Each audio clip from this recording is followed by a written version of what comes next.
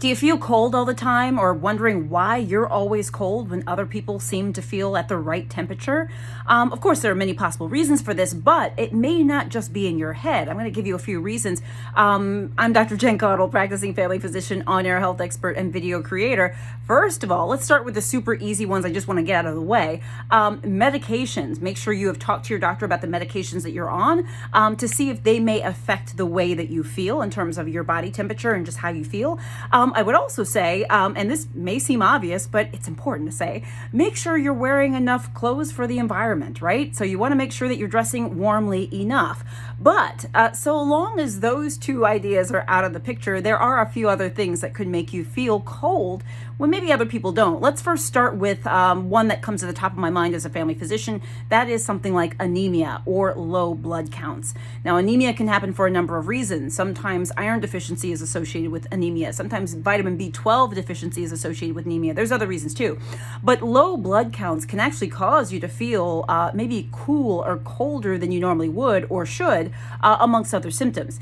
What is this to say? It's not to say to run to your doctor and say, "Doc, I'm always cold, I must have anemia." But it's to say make sure you're talking to your doctor about whatever symptoms you do have and that you're getting your routine checkups. But low blood counts can cause you to feel cold inappropriately. Number two is the thyroid. Yeah, that's the gland. It's like a gland that sort of sits right about here.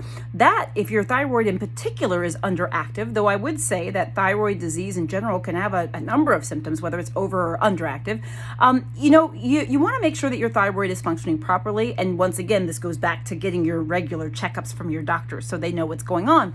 But yeah, people with an underactive thyroid in particular sometimes report feeling colder than, say, someone else, okay? Other things is a low body mass, okay? That means if you're super tiny or skinny, you don't have a lot of muscle mass, okay? That may cause you to feel cold because, you just don't have enough body fat to keep you warm. That's going to be very important to keep in mind. The next issue has to do with your blood vessels. Let's say you have an issue with your blood vessels. And by the way, this is a broad topic. Let me be very clear about that. It can range from conditions like Raynaud's to vascular disease to other things. So I'm not being very specific, but just to give you an idea, an issue with your blood vessels, like say, for example, if they are narrowed, if they're too narrow, could cause you to feel cold in certain parts of your body. That is something to keep in mind. The point to this video is really to let you know that there are a lot of reasons why you could feel colder than normal.